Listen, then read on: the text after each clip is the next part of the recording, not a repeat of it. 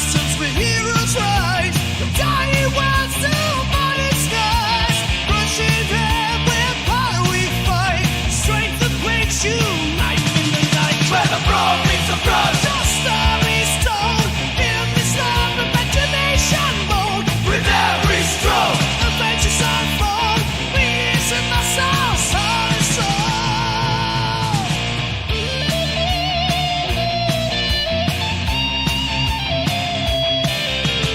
Guidance in hand and worlds to explore.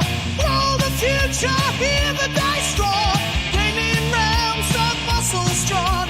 Together in this place where we belong. Doting spells, casting dreams until the dawn. Leveling up and the world to follow. With painted heroes shining bright.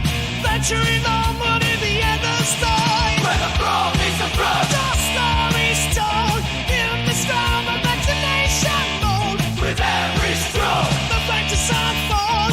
Peace of my soul, oh soul. Where the brawn meets the brush. The story's told in this realm of imagination mode. With every stroke, the vengeance might fall. Peace of my soul, oh soul.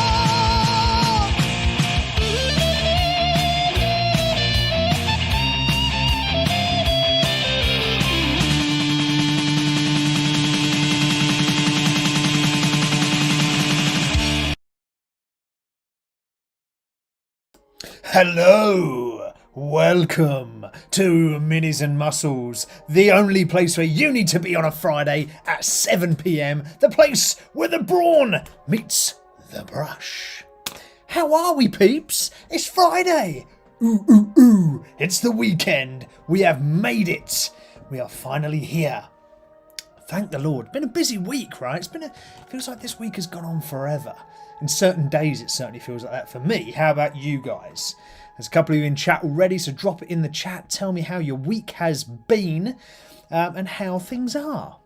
Oh, excuse me, I need to burp, but I can't get it out. Hold on. Is it there? No, it's not there. There it was there. It did come out. So how are we? Hope you're all well. Welcome to the show. If you're new to Minis-N-Muscles, make sure you hit that subscribe button, turn on your notifications so that you can see whenever we go live or make a post or whatever, and you will never miss a moment of my jibber jabbering. So this week on Minis-N-Muscles, well, in fact, let's think about, this week on Minis-N-Muscles, we're going to talk about geeks like to read. So what I mean by that is we're just going to cover just to talk about geek books, really.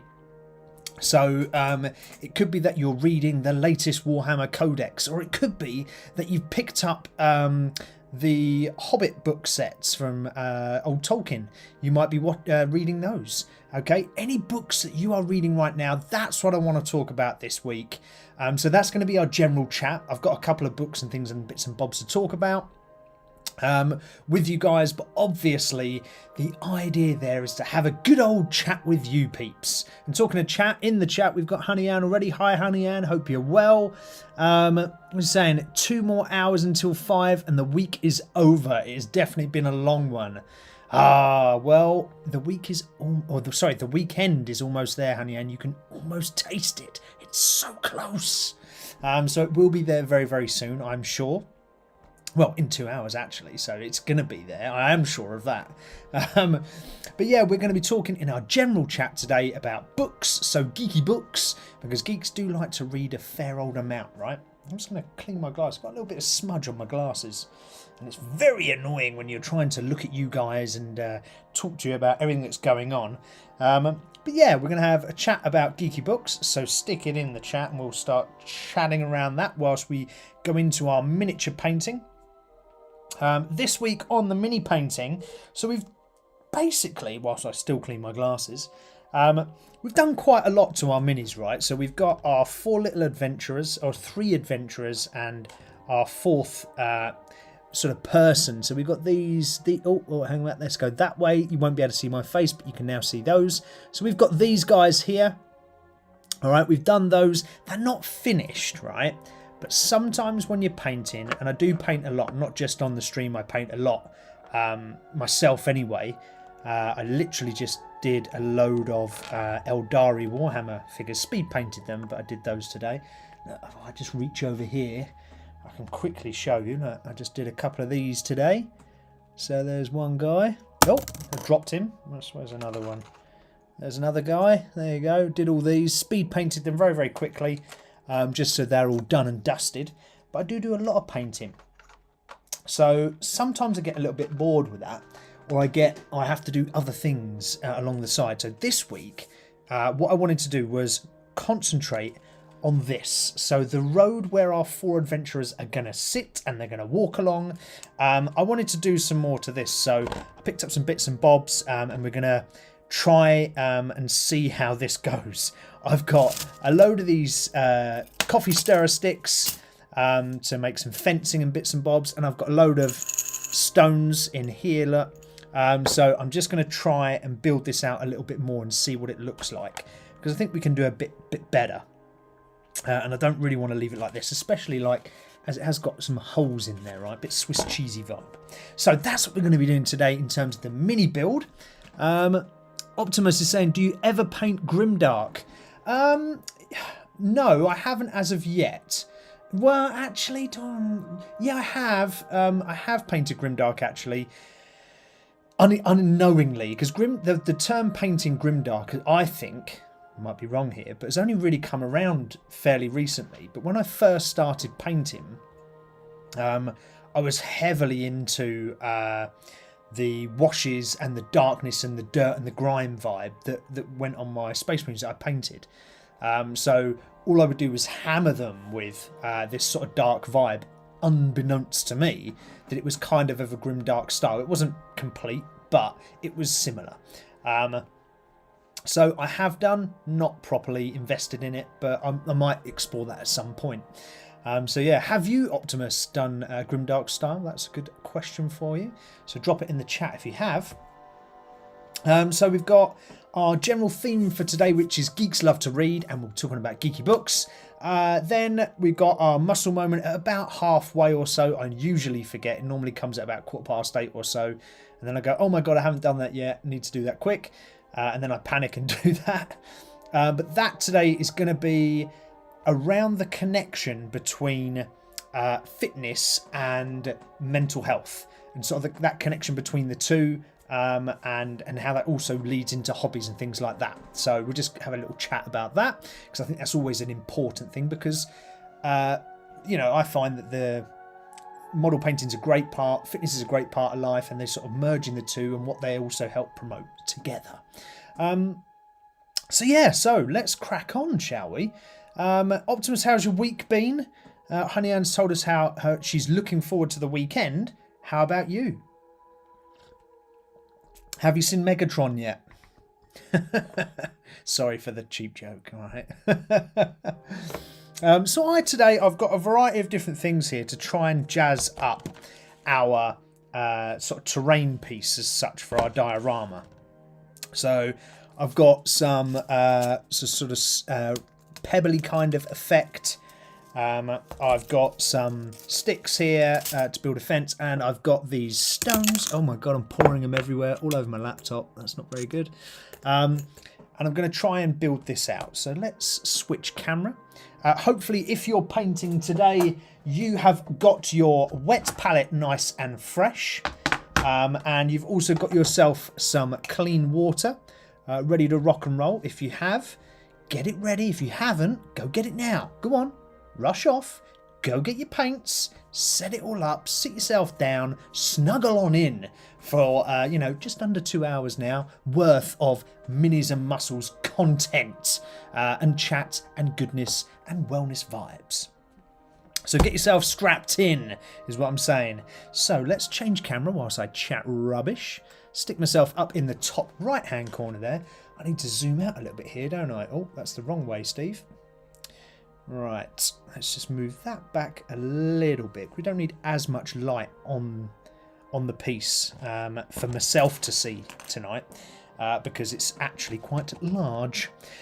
So we have got these sticks. Let's put them in the camera here. These are just general coffee stirrer sticks. And a buddy of mine who does a lot of painting. Sometimes he drops in on the channel. He's very, very good at painting, by the way. He uses these all the time for building stuff on bases and things like that. And I was in the coffee shop the other day and I was like, right, I'm going to nab a load of those and use those for this build. Because what I was thinking we could do is along this side here, we could build a little fence. And then with all the stones that I've got, so I've got lots of stones here, we could sort of press them into this expanding foam. So press them all in and make a kind of cobbled type path with them. And then seal them in with PVA glue. That's the plan anyway, and that's what I'm going to try and do today. So Optimus, your week has been slow. Got some new brushes. Oh, okay. Didn't fancy Grimdark on the High Elves, but will for the right project. Yeah, Grimdark. Would it work? No, it's not really a High Elf thing, bro. High Elves are super posh, super pristine. They always look clean and smart. I think that's like the kind of High Elf brand look. If you had orcs, you could go with more of a grimdark approach and muddy them up a bit. He's saying, do you have any tips on banners? Thinking I might have to pay for commission freehand ones. Okay, so tip for banners. Before I get into this this building on here, tip for banners is tape. So I'll find the link and maybe I'll put it in the Discord, or maybe I'll put it in the chat of this video afterwards. And I'll make a note of that now before I forget. But it's taping them off. And I'll send you a link for the tape. It's really good stuff. I'm just making a note now. Tape for banners. And what I mean by tape for banners is there's modelling tape that's really, really, really thin. And it's perfect because my freehand is not so great on things like straight lines, but it's absolutely beautiful for straight lines. If you're not, if you want that, use tape. I'll put the link in the video afterwards. If you're going for things like very detailed pictures, I'm not an artist like that. So I can sort of, if I have a copy of something, I can copy something fairly well, but I'm not a free thinking artist that can just do something off my own back. So I generally find something to copy. What you could do is use a little bit of tracing paper type thing where you can trace a picture and bring it across and then have a look and measure it all up and just rub the back of the tracing paper, and the pencil then goes off onto the piece you're painting. So you've got a pencil trace that you could use. So you could try that, but I try and keep things on banners very, very simple. If you're looking at Oldhammer, which I believe you are, the High Elves, you could keep it as simplistic as checkers down one side of the banner and like a straight symboled kind of taped off but also kind of freehand symbol. So try and concoct some sort of elvish sign. That's what I'd go for. An elvish sign, because they've got a lot of straight lines which you can use the tape for to get a nice straight line on, and it's got like a small curves in the letters that will allow you just to do a little bit of freehand. So if you type in Google elvish script, you'll find loads of it on there, and just choose one of the symbols that are on there and use that as the centre of your banner. As long as you use that across your army, it's fine. It doesn't matter necessarily what it stands for, but it could be like the elvish for O for Optimus, right? And you have that across every single banner in your army. So there is my thought on that. Right, let's crack into this and see what we can do. Righty, so let's just play around with this. I'm literally going to take a few of these and snap them up. Oh, there we go. And whilst I'm snapping these up, let's talk about books. So there's lots and lots and lots of geeky things that us geeks like to do. One of those things, aside from painting models, collecting crap and all the rest of it, is we like to, very much we like to read. I'm a terrible reader, by the way. I'm very, very, very, very slow. But I do like it. I'm just exceptionally slow at it. So a friend of mine who sometimes jumps in on the channel, Mira, she sort of said, oh, you need to read this book. And it took me absolute months. And she was sort of giving me grief for not reading. Well, not in a bad way, by the way. She's very polite. But she was giving me grief because it took me so long to read it. But yeah, that's just me. But we read loads of books, right? It's still interesting, and geek books present a lot of lore that surround the topics we follow. Now, it might not be... it could be in retro gaming world, it could be in Warhammer, it could be in Tolkien world, it could be absolutely anywhere. Harry Potter, Pokemon. Books present a large proportion of that. And we can't forget things such as books. I think they're very cool, and it's always nice to have a real book, right, rather than have some of these ebooks. Anyone get along with ebooks? I'm not a massive fan, but I prefer real books to ebooks. But anyway, I've got a list of books here that I thought I'd talk about throughout the show. If you guys are reading any books, you can't watch a book, but if you're reading any book, feel free to drop it in the comments. Let's have a chat about it. Whilst I slurp my tea. Oh no, it's coffee actually, it's not tea. Right, so we've got a couple of these. I've just snapped off some of these little stirrer sticks. And I'm just thinking how to arrange these along this edge so that it looks like a fence line.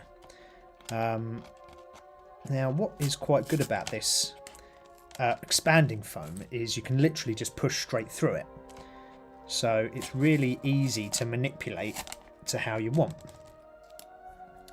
So you can literally just take each one, slide it straight in. There we go.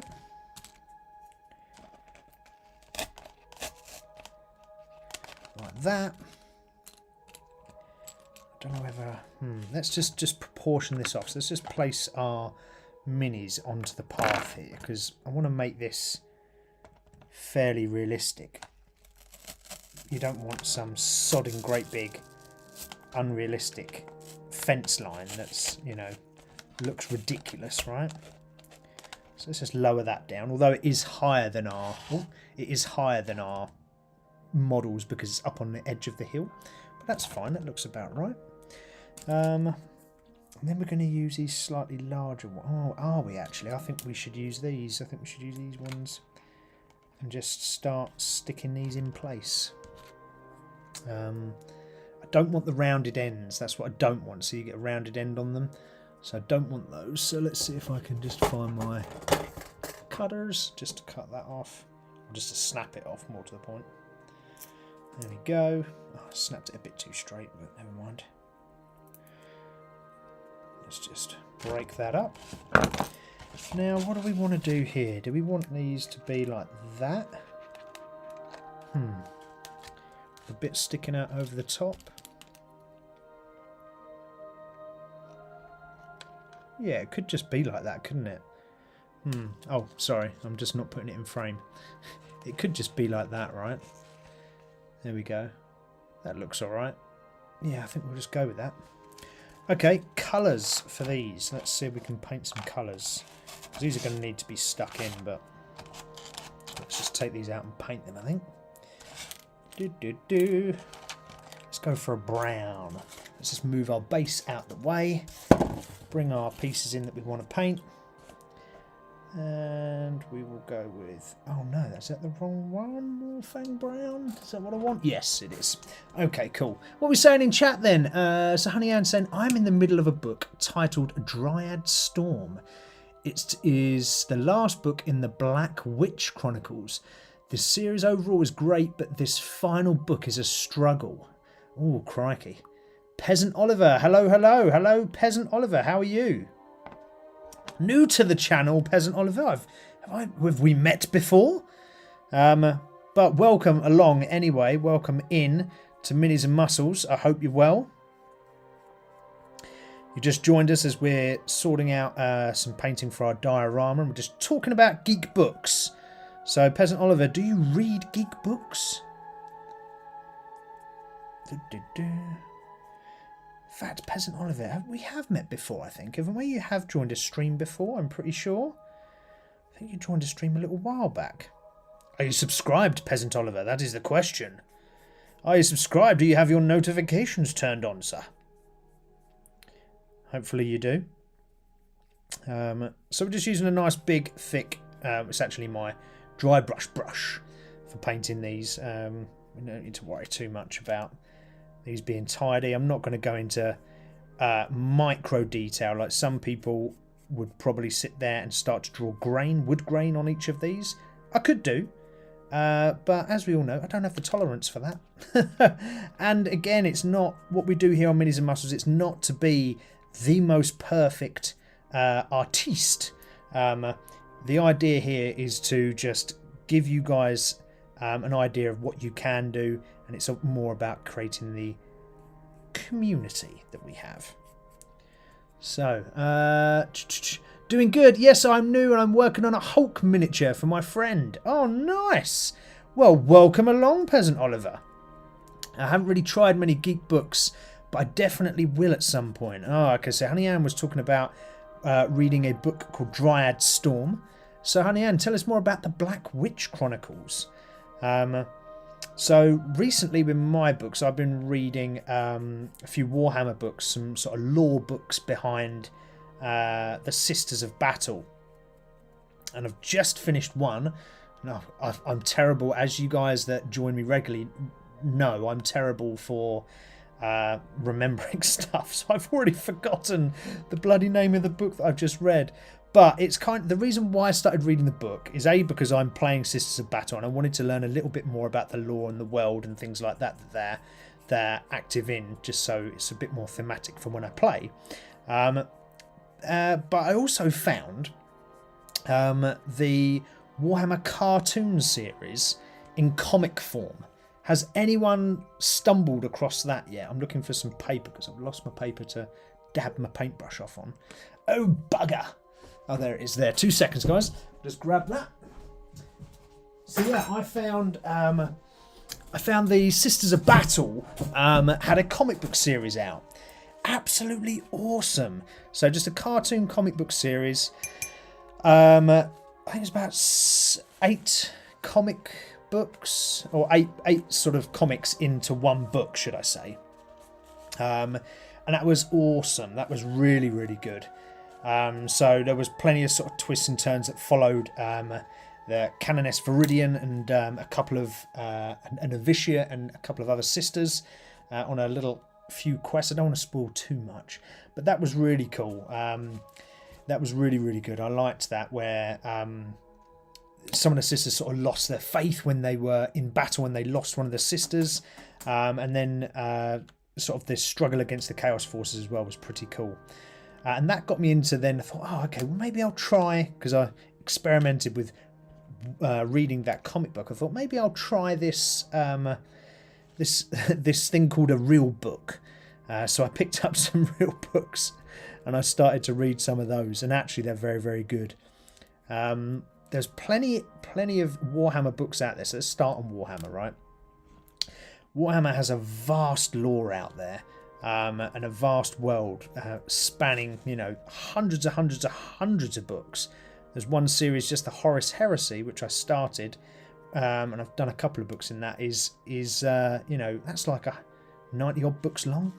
Absolute madness. I don't think I could do 90 odd books. I think that would probably break me, and it would take me forever to read. Very slow reader, but there are good ones out there.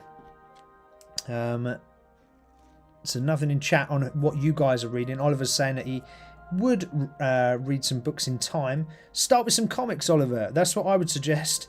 Find the world that you like, be that Warhammer, Pokemon, retro gaming, whatever it is. Find the comics that you enjoy.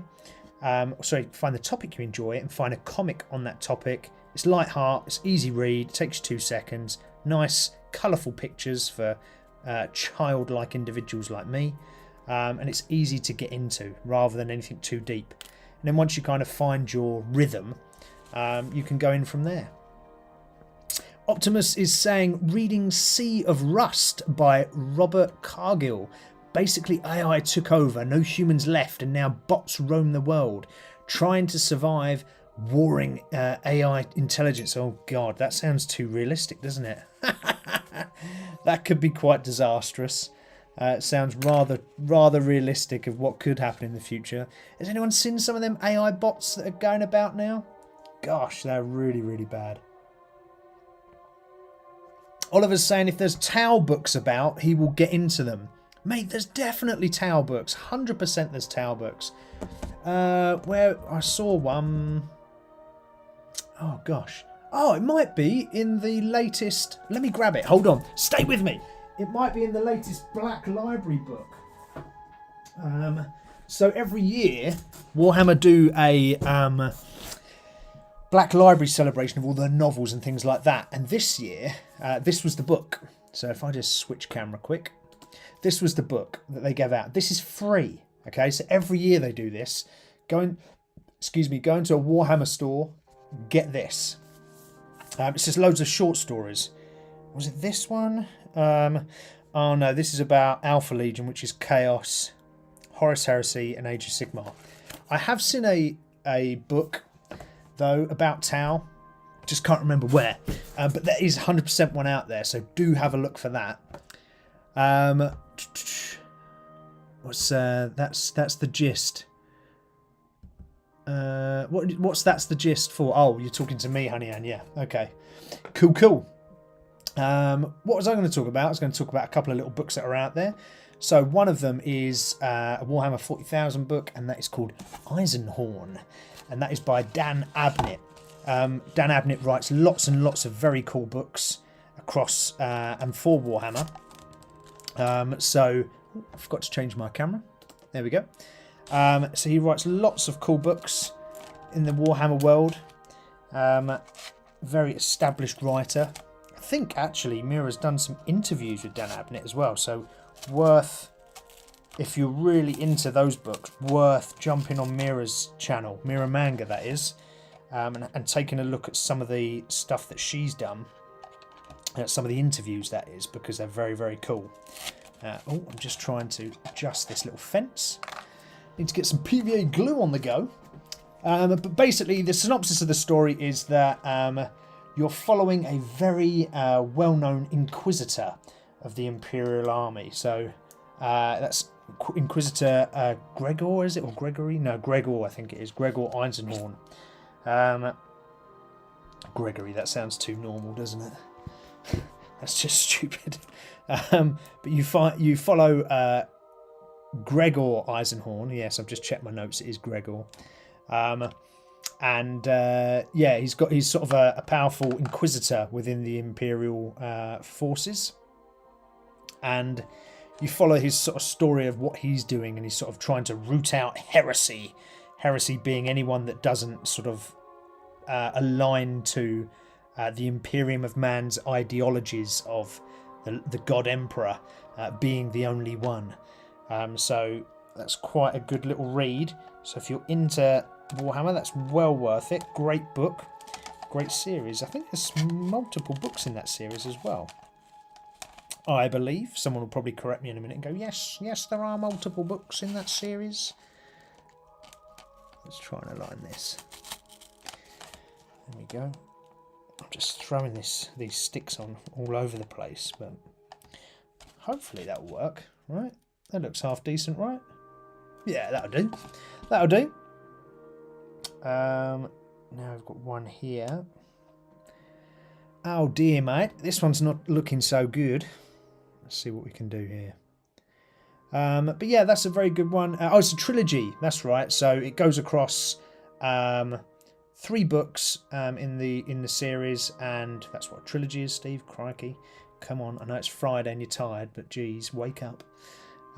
Yes, there's a trilogy, and it goes across 3, the Xenos book, the Malleus book, and the Hereticus book.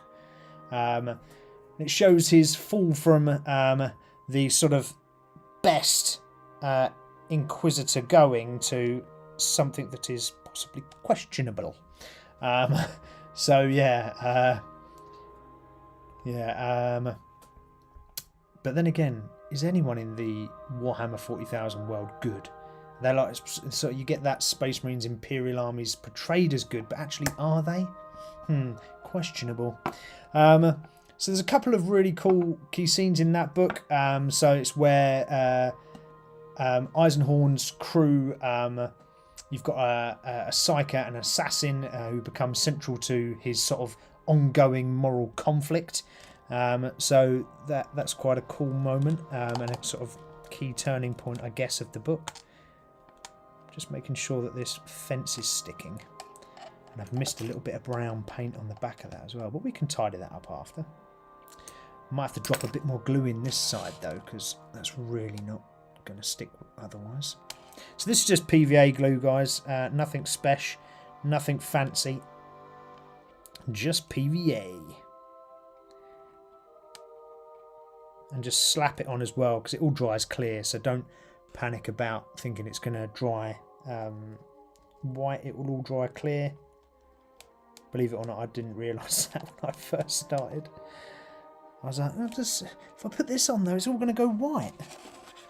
And obviously it doesn't. Right, there we go. There we are. Lovely. Yeah, so that was pretty cool. There's Dungeons and Dragons books actually in the picture for this this YouTube stream. There is a picture of me holding a Dungeons and Dragons book by a very well known author in the Dungeons and Dragons world, R.A. Salvatore, and it's the I think it's the Goblin King and then two others, the Ghost King and the Pirate King book series. They're super good, but there is one that stands out probably for Dungeons and Dragons more than any other, and that is a character called Drizzt, and the Legend of Drizzt. Now that is pretty important in the world of D&D.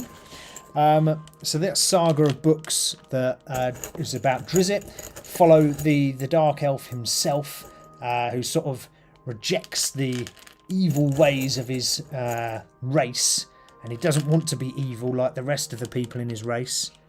What the hell is that? Is that a... It's like a dead... I've picked up a dead bug shell. It's actually quite cool. Oh, where did that go? I might try and get that in. I don't know if you can see that. No, you can't really see that. The light's not good. It's a little dead bug shell that I've just picked up. I scooped up a load of stones and stuff, and then I've just chucked it in, but yeah, very cool. So next part is to press these into the road. So we've got that fence post gluing right now, as long as it stays in place. I'm just thinking about pushing these in, literally just pushing them down into the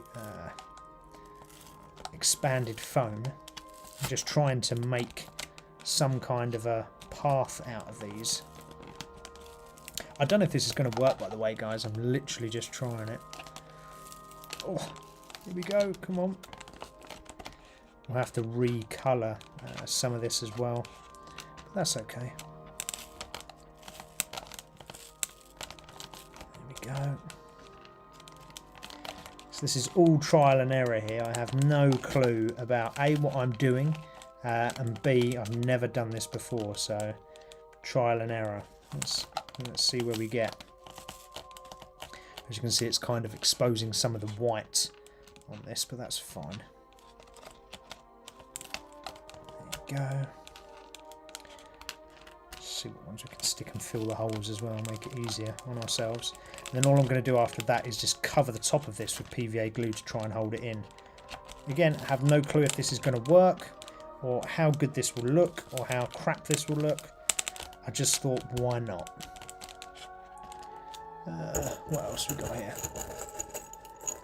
So Optimus is saying, working my way through the Malazan Empire series by Steven Erikson. Oh, cool.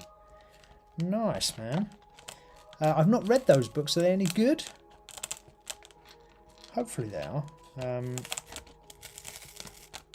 Not, like I say, I don't really read a huge amount as much as what I should. I wish I did read more. But you should tell me, sir, if they're any good. There we go. Yeah, so the Drizzt book is very cool though. Lots of action, lots of you'll meet a lot of infamous characters from the D&D world in that series. Drizzt is one of them, obviously. But you'll meet lots more. So well worth a read if you're a D&D fan. Whether you are or not is subject to question. But they're very, very cool. Oh, crikey. Push that a bit too far. Is that looking alright, or does that suck? I'm not sure yet. I've not decided whether I like it or not. Not sure if it kind of looks like a pebbly kind of rocky road, or it just looks utter crap. So do jump in the chat and tell me if it looks absolutely terrible. I'm keen to know your thoughts, because I'm not sure.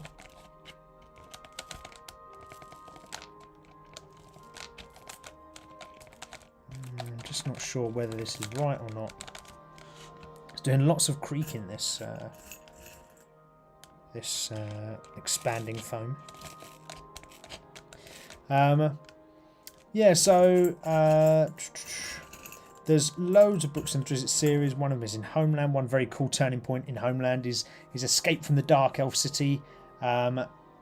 Is sort of filled with tension and sort of exploits some of the sort of crazy politics of the Underdark. So you can take a look at those and start to learn how these weird and wacky worlds operate, which is quite cool. There we go. Yeah, but Drizzt series, get on it, Dungeons and Dragons style. You got to have a bit of D&D in your life. God, I'm going to have no thumbs left by the end of this, I think. It's actually tougher than what I thought. I thought these would just sink straight in, but I guess in certain areas they do, other places they don't so much. Here we go, come on. Get in there, you. Go on. Ugh.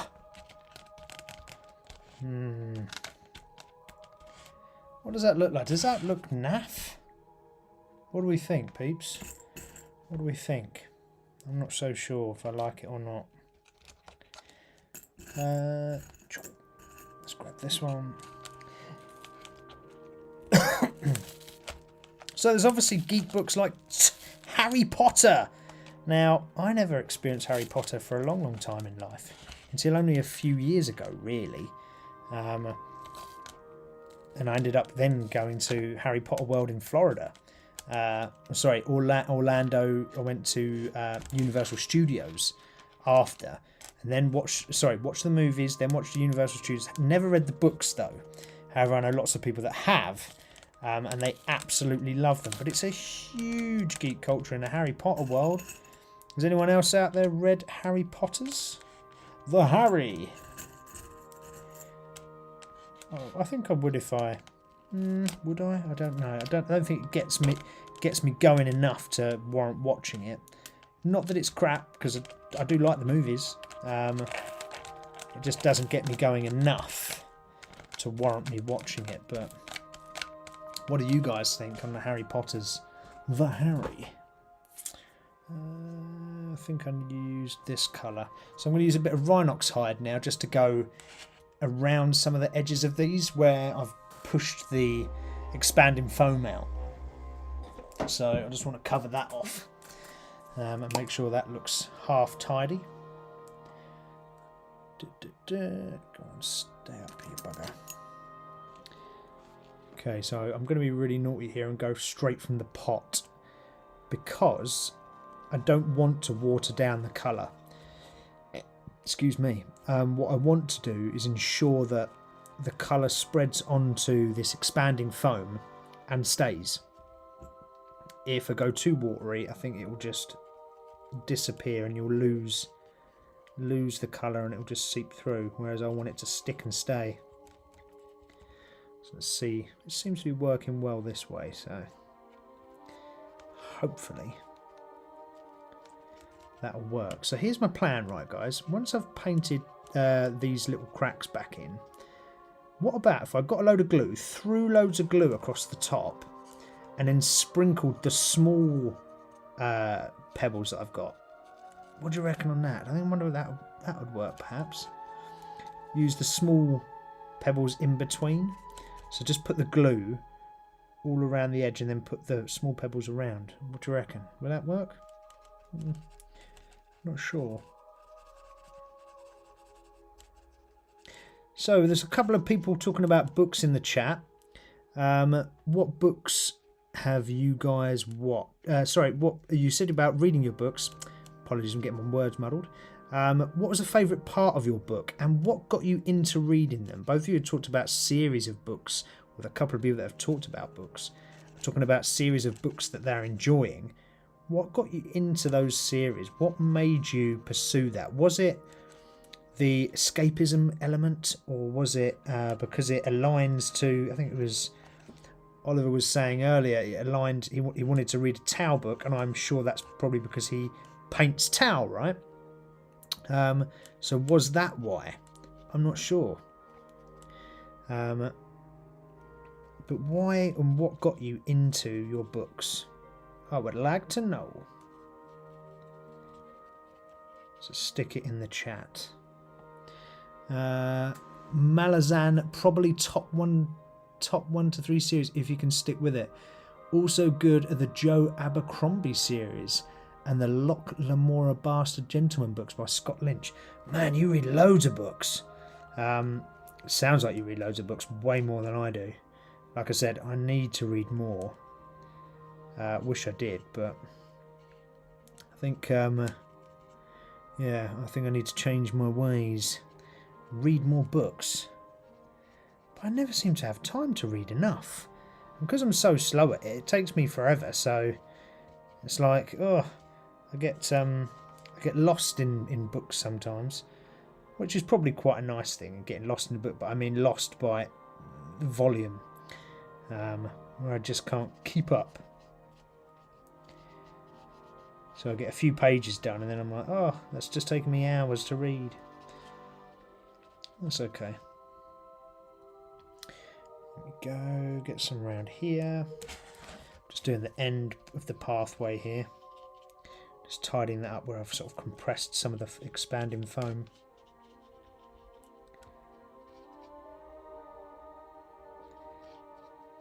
So do we reckon these stones in here look alright? I'm completely going off the cuff, by the way, so I have no clue, but does it look absolute dog toffee, or does it look alright?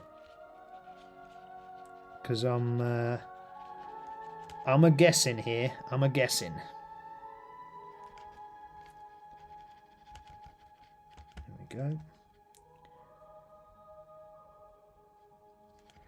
Get some in there, get some in there.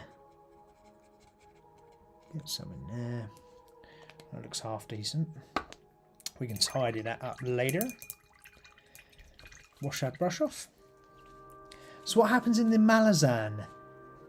What happens in these Malazan series then? Oh, is that the one with the AI?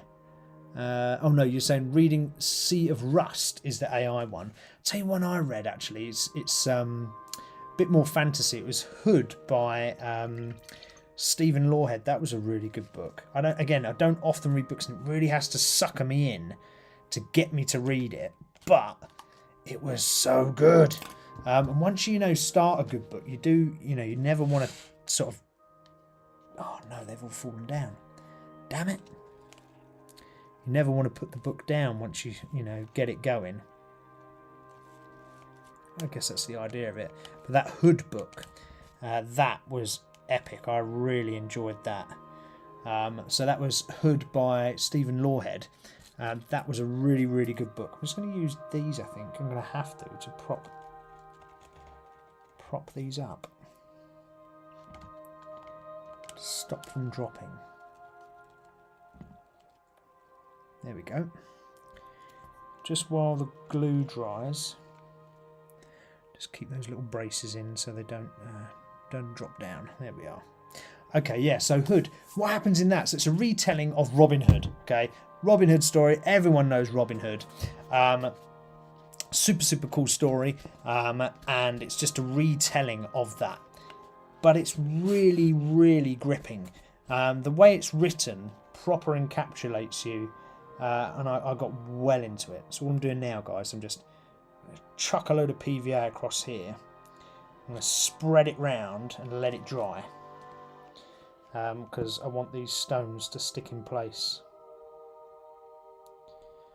So let's just get the PVA on. Yep. Blob, blob, blob. Go on, and then spread it on. Got my little spreader here. So this story reimagines Hood as Bran, a prince in medieval Wales, and then he sort of goes around and does the stereotypical Robin Hood thing, right? Robbing the rich to feed the poor. But I loved the way they, because it was in Wales, I spent some time in Wales. I loved how they sort of talked about where it was and the descriptions of the town and the layer, and what they got up to. It made it pretty epic reading. I very much enjoyed that book. I thought that was for a winner. So if anyone's interested in the Robin Hood type series, get on it. It's very good. Oh no, because I haven't let the paint dry. Again, me being impatient. Look, the paint is separating and it's causing a bit of a mess with the colour. Oh no. Do you see how the paint's coming out in the PVA? That's not good. Hopefully that'll dissipate. Or we just won't notice. So once all this dries off, we just won't have a clue that that's happened. He says. Let's hope. Because otherwise that's a bit disastrous. Let's just spread this about. Might need a little bit more glue actually. Just on some of the inside area behind the support braces we've put in. So there's a massive ambush scene that happens where they sort of, do that classic Robin Hood Prince of Thieves pop up from trapped areas in the book Hood, and that's probably one of the most iconic moments in the book. Actually, I really liked that bit where Bran's small sort of band defeat a shed ton of knights. Was it knights or was it the sheriffs? I can't remember if it was knights or the sheriffs. Let's check my notes. I didn't write it in my notes, so I must have forgotten. Yeah, I can't remember if it was knights or the sheriffs, but there's various different foes that they fight in the book. And that was a pretty awesome moment. Let's see if I can get that in there. Oh dear. Adrian, how are you, sir? How's the shoulder? A lot better. I can actually sit now and hunch over this desk and paint. The other week it wasn't so good and I couldn't hunch over the desk and paint, so hence the lack of live that happened the other week. Oh, come on. Get the last bit of glue. Come on. Oh no, have I run out of glue? Hope not. Right. Okay, we'll deal with that now. We'll leave that there. Right, so that's the first part done. Hopefully this will dry. We've got the sticks up for the fence. So just so you can see, we've got the sticks up. Oh, should I do it that way or that way? We've got the sticks up for the fence, look. We've got the big stones in place. I'm wondering whether I should sprinkle this on now. And just see how it goes. I might just do it. Let's just roll with it, right? So what I'm going to do is take these really tiny and just sprinkle these on. And see how it looks. I'm going to try and place them in and around the bigger stones.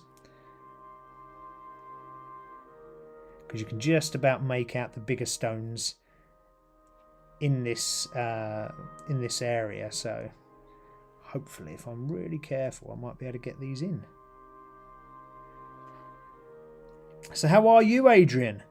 What's happening in your world, sir? You're saying reading through my Knights of the Dinner Table comic collection.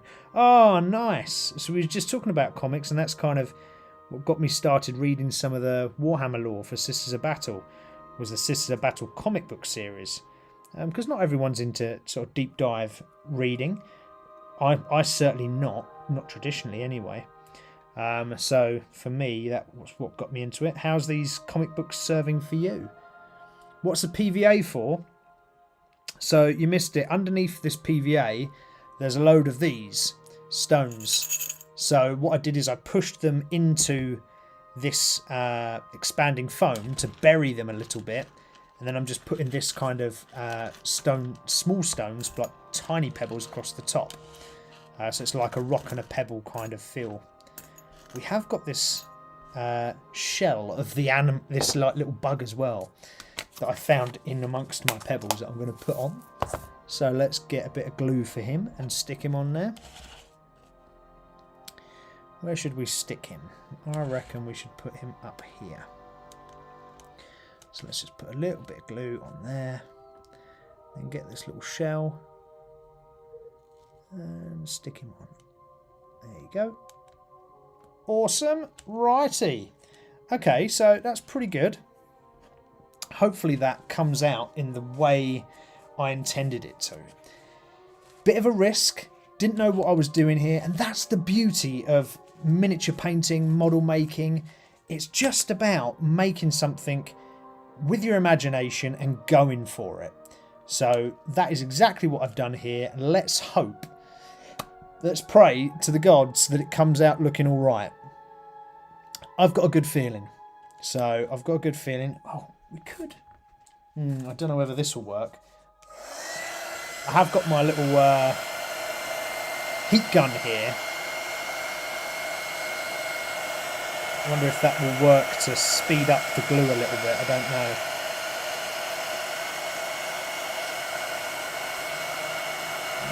Just knocked over that support anyway.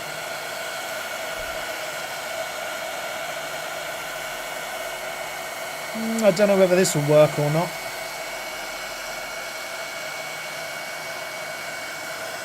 Give it a little go, see if that helps. Just set it a bit more. But this is probably going to have to sit overnight, right? This is not going to be something that will be ready tomorrow. Let's turn that off because that's never going to work. Right, let's just leave that off to one side. But that's looking all right, okay? That's looking pretty good. Let's put that over there. It's just a little bit extra on the main diorama area, and that's using simple stuff. So it's using stirrers from a coffee shop, and then stones and pebbles that I found out and around my house, right? And just using them into the diorama to give it a more realistic feel. But let's head back to our models. Let's see where we are. Has anyone got any preference on which one we continue to work on at all? So we've got our... Oh, actually, our orc lady. I think she's finished. Our orc female, yeah, she's done. Who have we got left then? We've got the dwarf or the rogue. Who should we do? Dwarf or rogue? Which ones? Stick it in. Hairdryer, yeah. I've got that little thingy there. It's not a hairdryer. It's a heat gun. So it goes up hotter than a hairdryer. But yeah, should do. Hairdryer works the same way if you've got that. But who should we paint next out of these two? Who should we finish off? We should probably sort this lady out, right? Unless anyone's got any preferences. Bringing that in. Let's crack open the paint and let's get going. So let's bring in a bit of black into our wet palette. Let's unplug this because that's been on charge for a while. Get it out of the way. And let's see if we can get some eyes done. I am going to have to apply the goggles of geek. Because if I don't, I'll never be able to see with my failing eyesight. But, oh, I forgot to switch camera. Sorry, guys. There we go. So, hopefully my head is not in the way. Oh, bugger. That's the only thing with these glasses. It's the depth perception. Right, see, I've got it all right on the second one on the left, but on the right eye I've just gone blump and put a massive blob on her face. So just be careful when you're using these magnification glasses, because actually it takes a little while to get used to where you're putting everything. So she's got a little bit too much. What's it called? What do ladies use and it goes around the eye? Gosh, I can't remember what it's bloody called. But that stuff that ladies use that go around their eyes, she's got way too much of that on. So it looks like she's got a panda eye now. Not so good. What's it bloody called, that stuff? God knows. Honey Ann, I think you're the only lady in chat tonight, so you're going to have to help there for me remembering what that is. What's the stuff called that ladies put around their eyes? Mascara! There you go, I've remembered. So yeah, it looks a bit crappy, but the left eye as we look at it is okay, but the right eye is terrible. So I need to fix that. So let's have a look here. We've got some flesh tone. Let's get this on the go. Mixing it up on the old vibrator. Not literally. Stick some into our wet palette. And just thin that down. Spread it out a little bit. Just so we've got a nice enough consistency for painting back over this area.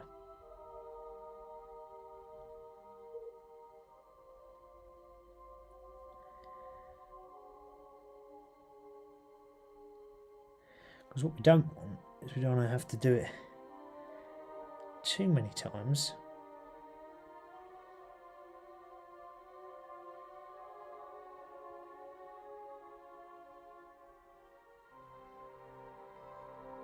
The mould on this is really poor, just around her chin. It's a bit of a funky mould line. I mean, these are 3D prints bought off of Etsy, so they're not perfect. But still. Right. Yeah, I'm going to have to fix that, aren't I? Not so good. That's alright, that's what modelling's all about. Anyway, back to our books. We were talking about other bits and books. What about retro gaming now? So, with retro gaming, there's plenty of books out there, surprisingly. You wouldn't have thought, perhaps, that there's lots of books out in the area for retro gaming, but there is. And one of those books is Masters of Doom. Masters of Doom by David Kushner. Sorry, I've got my silly glasses on. There you go. You can see me better now. So this is a non-fiction book.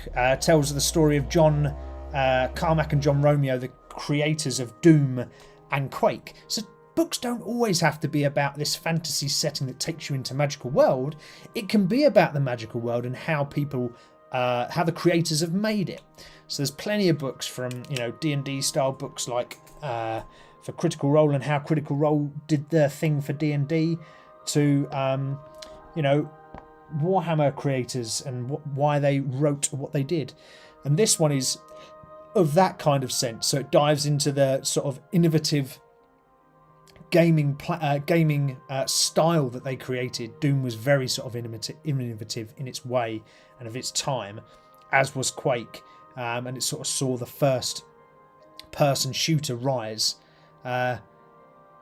JPC saying, oh my god, you're still streaming. Yes sir, yeah, till 9 o'clock sir. We've got another hour, JPC, don't panic. Another hour, brother, don't you worry. But yeah, the Master Doom book talks about Doom and Quake and the makers of those books and how they all go and how it all went. It sort of talks around the controversial violence and how it sort of originally shook the gaming industry and how people were like, oh my god, this is terrible. Why am I not speed painting Eldar? Oh man, you missed it. Like literally at the beginning of the stream, I brought in all the Eldar that I've been speed painting. So I showed a load of them. So literally like this guy here. There you go. So he was speed painted earlier. Just nice and quick. Speed painting Eldar Scorpions. And a load of others in there as well. You can see some yellow ones in here as well. Also got, what else I speed painted? This big guy. Been speed painting this big guy as well. So I have been speed painting Eldar, I promise. But I'm also carrying back on with these badges just so I can get them finished. Because we have had these ones on the go for some time now. And you guys probably get bored with me, right? Painting the same old thing every week. Although I do have a very cool model to paint next, actually. And I was thinking about doing it on the stream. I wasn't sure whether or not it would be right for the stream, but I'll buzz it past you guys to see what you think. But I've got a very cool model the other day. If you've been on the Discord, you will see what it is. If you've had a look on the Discord in the mini pics section, you will see what that miniature is, and I will share it with you because I think that's going to be my next one I'll do on the stream. It's so cool. It's such a good mini. But JPC, what you missed out on was painting, or not painting, but just constructing more of the base for our scenery, our diorama. There you go. You can see it a bit more there. We've got a little fence line that we've put in. We've put in stones. We've put in some gravel. We've just thrown a load of PVA on there to dry. Hopefully that will dry and look fairly good. And let's just zoom back into our little lady down here. There she is. Oh, I've just got glue everywhere. Oh, bugger. That's only PVA anyway. So you haven't finished Metal Gear Solid yet and have started on G.I. Joe. Yeah, mate, that is me all over. I start something and then I forget that I've started something and then I go into doing something else. So yeah, I do get quite sort of mixed up in doing all these sort of things. And I have to sort of have quick transitions between everything. Because the lack of attention that I have to pay for one thing, to put in attention in one thing, so I sort of go from one to another quite often. Hence why I've got Eldari there, I've got Space Marines there, you know, I've got loads of bits and bobs knocking around. Oh, my coffee's gone cold. Nothing worse. If you haven't seen the pictures in if you haven't seen the pictures in the chat on the Discord, this is one I'm also working on the side in the background. A Space Marine there, or I'm just sort of tidying up and sorting out. I messed up a bit on his shoulders back here actually, so I'm a bit annoyed about that. But he's quite cool. He's quite a cool model. I like him. I also like the dead Space Marine on the floor. I've not finished him yet, but he's not looking too bad. You could put him on the tabletop and he'd be ready to go. So he's quite cool. But I've got loads of Space Marines like over here. There you go. There's another one to finish off. I do that all the time. So I feel your pain, JPC, on the... Oh, I share your pain. Sorry, not feel your pain, but I share your pain of swapping between models all the time. It does get a little bit crazy. But none... Oh, I forgot to put the white in. So painting eyes. I'm getting distracted and getting confused about what I'm talking about. Painting eyes. Here's a tip for you, right?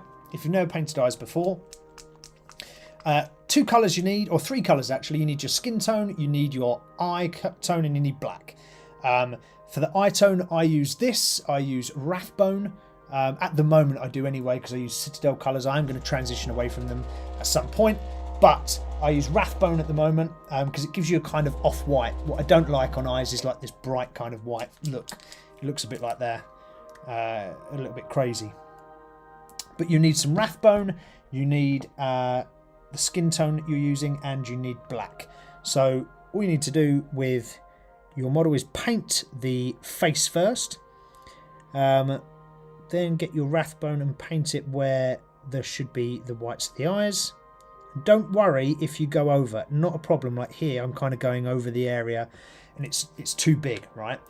Don't panic, because once that is dry, we then insert the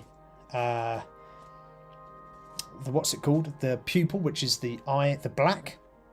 And then we get the facial colour, the skin tone, and go back around and colour in the area that we didn't do. So we sort of shape off the eye.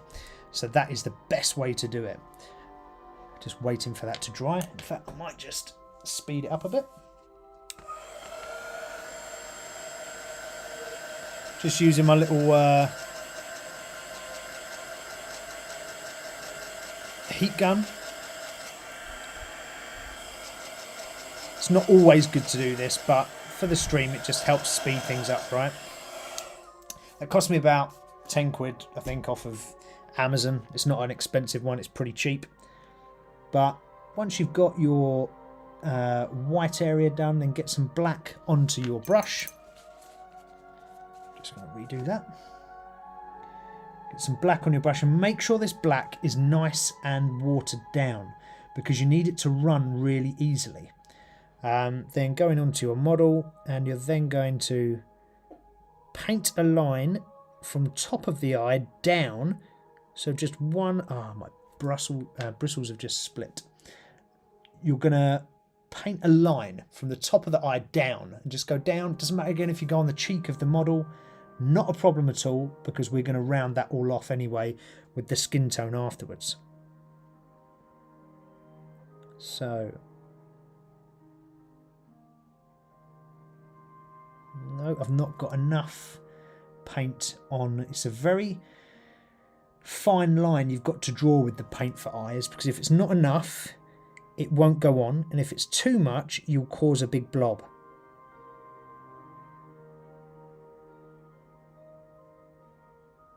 I think I've just messed that up. Yeah, I've just messed it up. See, it doesn't always work very well. Sometimes you're going to mess these things up and you're going to get it wrong. I think what the problem is where I had the paint on the brush and the bristles had slightly split at the one or two had slightly come away. It actually then meant that I was painting far too much. So I don't think I'm going to be able to get that off with watering it down, so it means going back to the drawing board again. Very annoying, but this happens, right? I am no pro painter.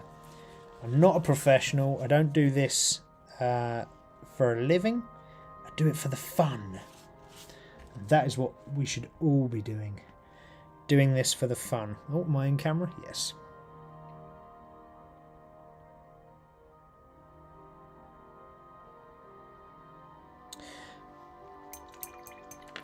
Just want to go back with the white again. Just go over that area. There we go. Fill it with a tiny little bit of white just to get rid of the black. We'll do the same again. Let's dry it quickly with our heat gun. And let's go again.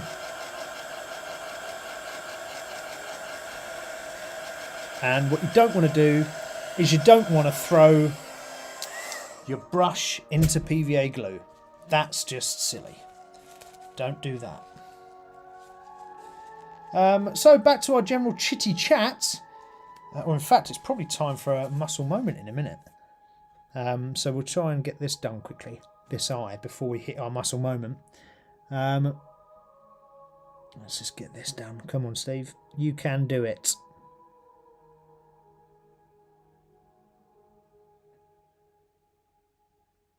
I'm not happy with that. That's not going to look very good. I'm going to try and circle it off and see if it works. But I don't think that's going to work very well. So I may end up redoing that again on off stream. Yeah, that's way too big.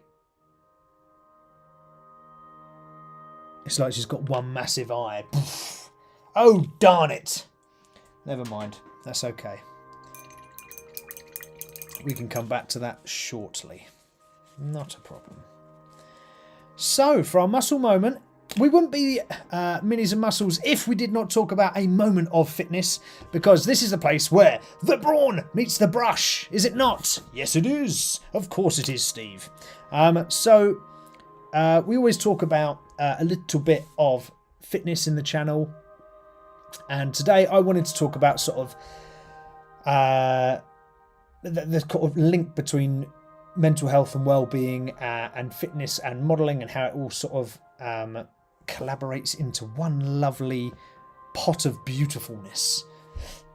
So if you have any comments at all about fitness during this segment, please bang it in the chat. Ask me any question you want. It could be a question about the gym, it could be a question about food, it could be a question about mental health, whatever you want. I'm happy to share experiences and knowledge and little bits of tips that I do have. Let's just have a sip of drink. Hey, who likes a cup, by the way? It's pretty cool, right? Look how big it is, although it's not that big inside.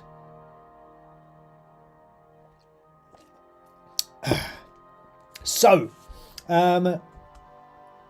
with today's modern world and social media especially presenting a very awkward picture on what you should do, what you should look like, how you should feel, what you should do, you know, it can create a very sort of unsettling world, right, that we live in. So us, especially as geeks, right, geeks are seen as uncool, and you shouldn't do this and you shouldn't do that.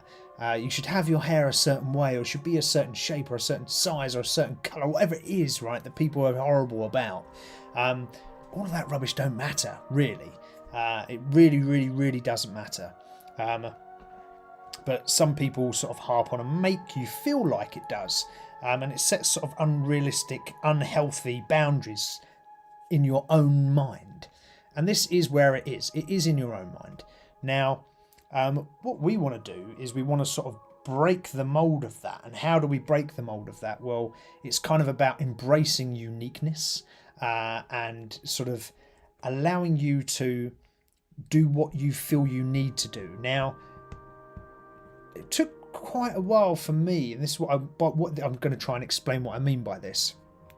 And for me to, you know, from being a soldier and then transitioning into civilian life and becoming a civvy, and then sort of finding my own way and my own path, you do experience quite a wide variety of stigma. You know, you're stepping out of an exceptionally male-dominated masculine role that people look up to sometimes, not always, but sometimes, as these sort of protectors, heroes type visions that can be given off. And you're stepping into the civilian world and you're trying to find your feet. Now, what being a geek allowed me to do is just embrace the things I love. I spoke about it when I was talking around my pile of shame, my terrible pile of shame, which is only growing, by the way. Actually, no, because I have sold some things, so it is going down. But being a geek has allowed me to embrace my unique sort of inner joys. My inner joys being, and some of those inner joys anyways, painting models, playing games, whether that's computer games or whether that is tabletop role-playing games, whether that's just tabletop games, and just enjoying everything in life, regardless of what people think. So my kind of thoughts are step away from the norm and embrace what you want to do. You'll become far more happier from embracing that side of your own sort of personal thoughts, and you know, and you don't need all those people that are going to talk bad about anything you do anyway. That's a load of rubbish. Get away from that. Just believe in you and just start to do what you want to do, because it will make you happier overall. So it helps with and where sort of the mental health and fitness and model world comes all into one sort of big nice pond as such. It helps you manage stress. So both fitness and model making is two great ways to avoid stress. Stress is a horrible thing that we all deal with and go through in life.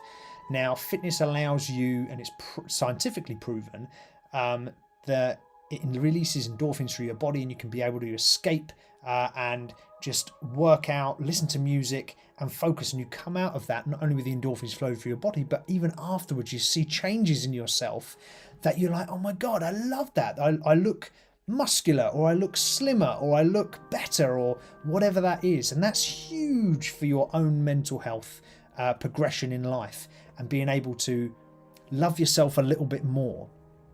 Now, if you bring into that geek culture and geek hobbies, like I said, whether that's reading geek books, whether that is, model making, whatever that is, a large proportion of it is escapism. And taking yourself away. So you've given yourself loads of endorphins, right, from going to the gym. And then you're going to take yourself away into this cool, awesome world, whatever that world is, be it Pokemon, be it Warhammer, be it, Lord of the Rings, whatever that is. And you're immersing yourself into these little geeky worlds that are far from the world's stresses of today. So not only do you feel good from doing your fitness, you're going into this sort of kind of preempt, and then you're immersing yourself in this world of awesomeness where, you can just go and slay dragons, or you can find a secret tunnel, or whatever it may be. And you can just get away for 5 minutes from realities of life, which sometimes are quite hard, into this cool new world. So it does help reduce stress and anxiety. So it's really, really worth doing. Take some time for yourself and manage that work-life balance. So, I have it myself, and I've just stepped away from a few things myself in my life because work was getting very, very heavy. And this is now actually the only thing I do. I've stopped my homebrew D&D games. That's finished now. That finished on Thursdays. I've stopped doing stuff with Tactical Advanced again, not because I don't like it or anything like that, purely because I just don't have enough time, because my workload has become very high. So my workload's become very high, so I've then backed off other things to give me a little bit of breathing room. Does that mean my work-life balance is correct right now? Probably not, but I recognise that that's not.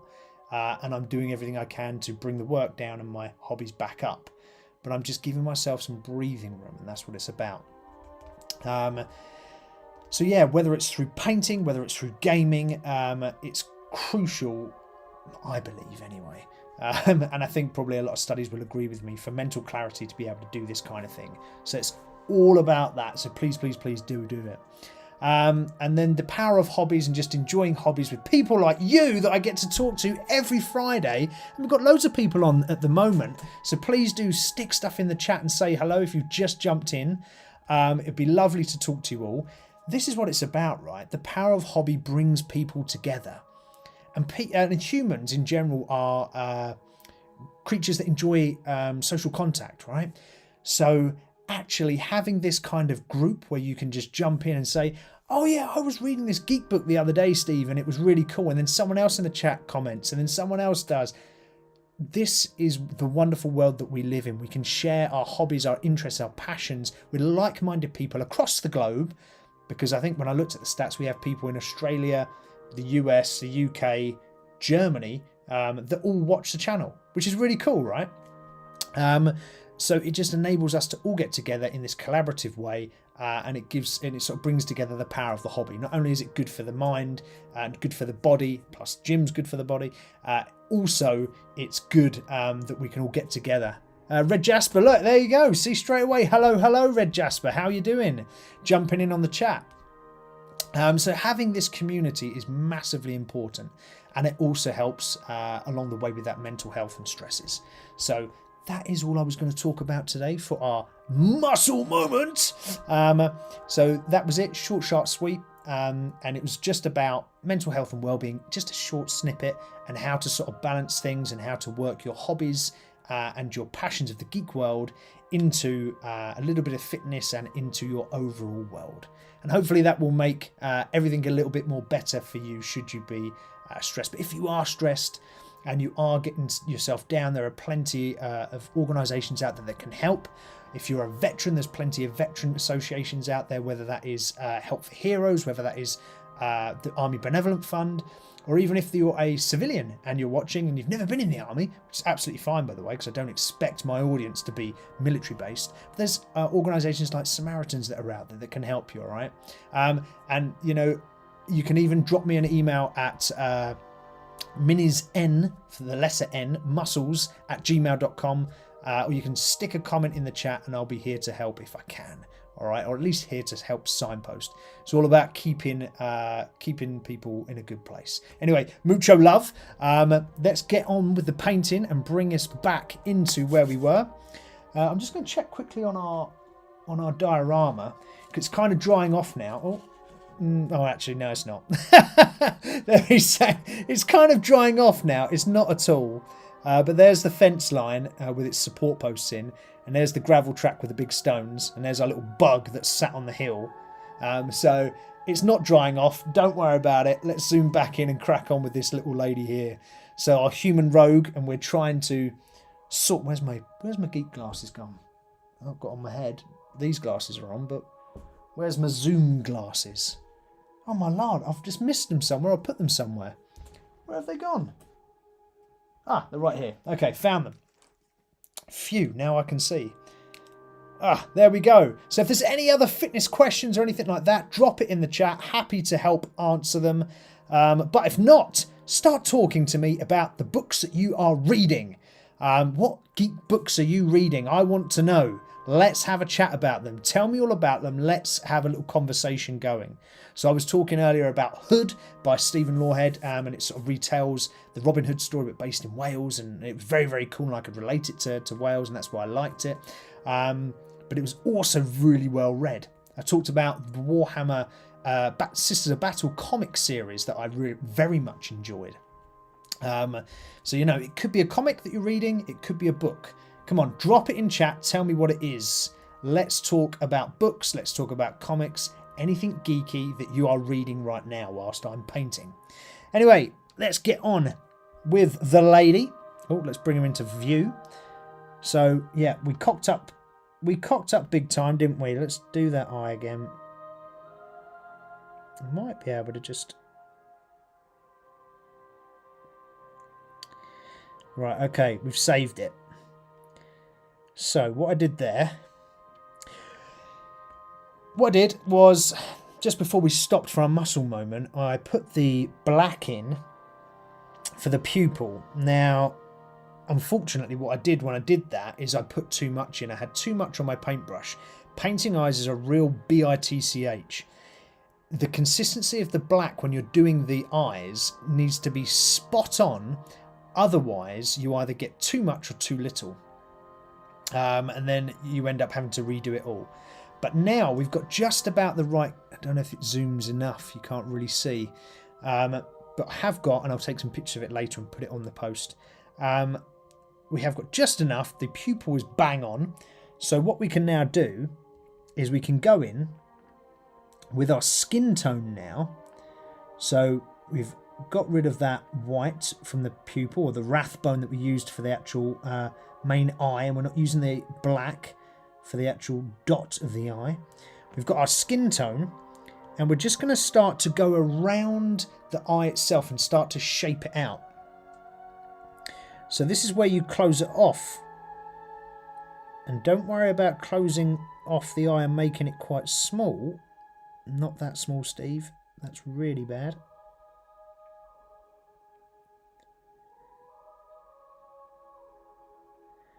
But yeah, don't worry about making the white of the eye as such really small. You can actually just... It actually looks really good when it's small and it's tight. And you can also, if you've done quite a long line, so you've got the eye which is white or whitish. You've done your line that goes down the centre like this. Oh, let's do it here, look. So you've got your eye. You've gone down the centre with the black. Okay, even if the black runs top and bottom of the eye shape, that's fine, because you're going to use your paintbrush side and you're going to start to fill in the tones, the flesh tones around the edge of the eyeball, and you can push it up quite tight. So even though that line looks really big, when you start to go around the edges, you start to bring that in. I wish I had the ability to zoom right in here and show you, but I can't because my camera's not good enough. I don't know if that... Oh, hang about. No, it's not really picking it up and it doesn't look very good there. Don't worry. Trust me. I'm going to get a bigger model actually. Not today, but I'm going to get a bigger model and I'm going to do that live and I'm going to do a video on it and just show you guys what I'm talking about because I might be sounding like I'm talking a load of gibberish. Anyway, in the chat, what we got here, I'm halfway through book 20 of the Horus Heresy. The Primarchs, Red Jasper smashing through. You've got another 76 books left or something, Red Jasper. Oh, good luck, man. Good luck. That is going to take you some time. I don't envy you. In fact, no, I do, because you've done loads. You've read loads of those books, and they are really cool. I've done like the first two. Or three? Two or three? One? I can't remember. 2 or 3. But yeah, I just couldn't. I couldn't commit to the next 90 books, and I was like, oh man, that's a lot to read. But well done, you. 20 books in. And you're at the Primarchs part. Nice. JPC, I got through 3. Got through 3 what? Of the Horus Heresy books? If you have done 3, then you're on the same level as I am. So we are not only brothers by geek culture, we are brothers by books. Does this model need any more? I don't think so. I think we could probably get away with that. Right, let's get some shading in.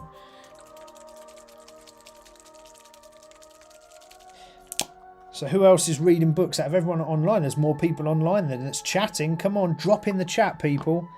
Tell us what you're up to.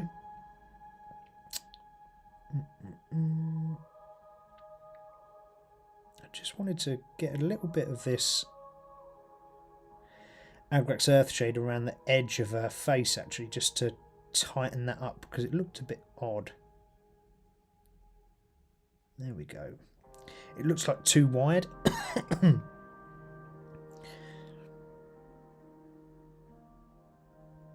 just going to, rather than have her have pasty skin all over, I'm just going to put a little really thin layer of Agrax Earthshade across her skin. Just because otherwise it looks a bit too fresh, if that makes sense. You know, this chick's a hardened rogue. You know, she's not going to be adverse to a bit of dirt. She's seen all of the action before. So I'm just going to use a really light load on her arms. Get that on there. Here we go. And onto her hand as well. So come on, who else? I can see you all there. I can see you hiding in the viewers zone. Drop in, say hello in the chat. Come on, be brave. Be brave, chat away. There is no holds barred here in the chat. You can talk about whatever you like, geek-wise. As long as you're polite and kind. I don't mind. Adrian's dropping in the chat. He's saying Horus Heresy is just too big. Just too big read loads. Is just too big read loads. Is just too big to read. I've also read the first 5 of the Siege of Terror novels. Oh, nice. I've got a couple of other Sisters of Battle books to read. I've just picked out one. What is it called? Is it Fire and Fury, I think, is the one? And that looks pretty cool. So and Hammer and Anvil as well I've got to read. So I've got a couple of Sisters of Battle books that I want to finish, because I'm enjoying playing them in the Warhammer game itself, but I just want to pick up on a little bit more of the lore. So what I'm going to do now on this model, just to give it... Oh, that's black. Don't want black. Don't want that, Steve. We've got a little bit of purple on her coat, and I just want to put in a couple of lighter areas. So I'm just going to mix up a bit of purple in my wet palette, and just do a little bit of kind of light areas, light shading. I'm just going to do that on the back of the cloak. I need more of that though. Boop. Bit more white. There we go.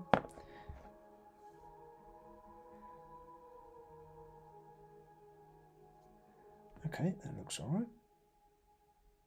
Alright.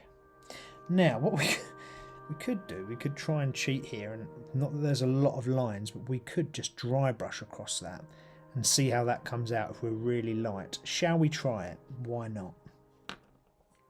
Because my freehand, as I said, a little bit shaky, a little bit old, so I'm terrible with freehand sometimes drawing those lines, and then it just bugs the heck out of me that I've cocked it all up. So we'll try a bit of dry brush across here. What we're saying in chat, Adrian Baker's, he's retracted his message. How dare you, Adrian? Oh, too many books, read loads of them. Yeah, got you. Okay, JPC is saying, I still have Cypher to read. I still have Cypher the model to paint. So we're both as bad as each other almost there. I reckon that'd be a really cool book. And I read something the other day that was really interesting about Cypher. That they were saying that he was still alive when the Emperor copped it, and he took a mission from the Emperor himself to go and fulfill. So I don't know if that is right or not, but there's sort of rumours on it.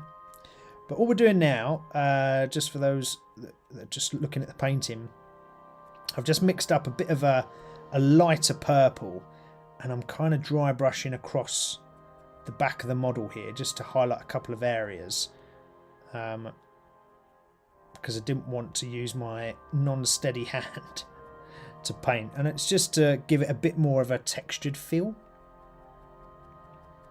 And that's one cool thing about dry brushing, right? You don't have to be perfect with it or on song, you just have to give it a bash and give it a try.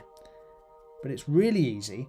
You just get your paint, dab it down so that, and by dabbing it down I mean get your paint, mix it, make it exceptionally thin, and just get your brush on another surface and just like brush it off so there's almost nothing left. So use your finger or whatever it is, so there's almost nothing left, and then just run it over the model itself really lightly over the area, and the model will pick up, or the brush will pick up all those sort of sticky out areas, as we'll call them now. It's really technical, and it will just apply a bit of that colour to it, so you'll have the deeper colour underneath and then that sort of lighter tone across the top. So it's pretty cool for just giving you an extra quick feel on a model.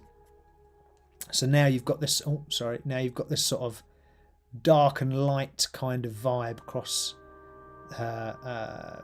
cloak. So that's all it does. It gives you a sort of shading across it, which is very, very nice. I'm not sure if I'll do it on the inside though or not.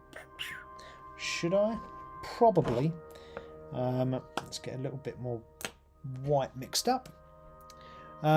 So what are they saying? When they finally do a new model for Cypher, I'm buying 3.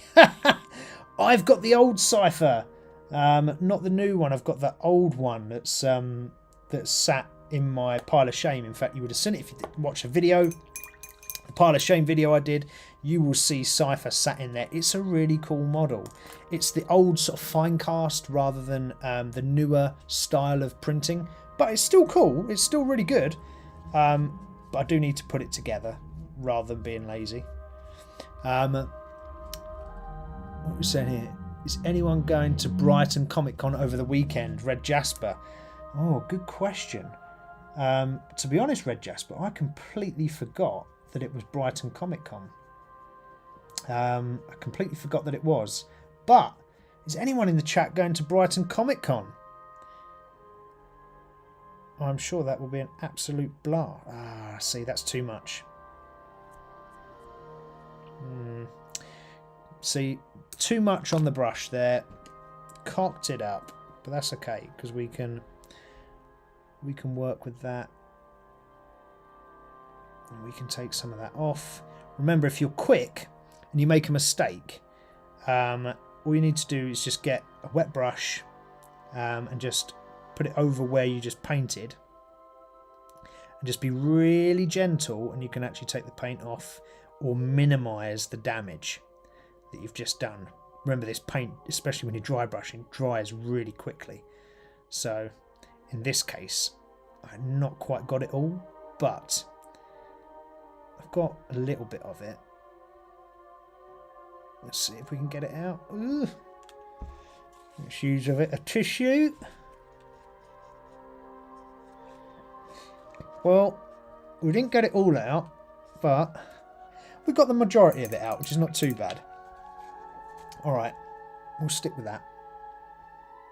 Let's use a smaller brush then, Steve. Maybe that is the Lords above telling you to use a smaller brush. But Red Jasper, I'm not sure if I'm going to go to Brighton Comic Con or not. Possibly. I completely forgot it was on, if I'm honest. But all Comic Cons are normally a pretty good laugh, right? And there'll be plenty of stuff there. God, it sounds like boy racers are driving around at the moment. Joy, oh joy. Does anyone else have to suffer with that? Just putting a couple of small lines, just a sort of very thin purple shading, contrasting in, just to make the back of the cloak look a little bit different. I'm not going to do too much to that. Alright, so we've got the back of the cloak done, we've got her hands done, we've got her little face done. Alright, I think this little lady is pretty much sorted. There is a little bit of text on there actually. Let's see if we can get that in gold. Just on her, I don't know if you can see on her blade that she's carrying, there's a little bit of gold sticking out there. So let's see if we can get that done. Reach across. Adrian's saying, I didn't know it was on and now it's too close. Oh, Adrian, it's never too close. It's never too close to go down. Optimus is saying, worth going just for the cosplay girls. Yeah. Oh, man, some of the cosplay girls is a little bit cray-cray, right? It is a little bit cray-cray. You got to be careful. God, yeah, there's plenty of them out there. But yes, Adrian's also saying, I've got an Auf Wiedersehen Pet Fan Club meet next weekend in Beeston. Wow, crikey. So you're going back early 90s. It was early 90s, wasn't it? Late, yeah, I want to say early 90s, Auf Wiedersehen Pet. So all I've got here on this little lady's blade is little gold lines. I'm just giving it a little bit of little raised lines that I'm giving it a little bit of a gold attention. I don't know why they're on this model actually, I'm not sure, but I'm not sure what it's supposed to be. Again, like I said, the print is not perfect.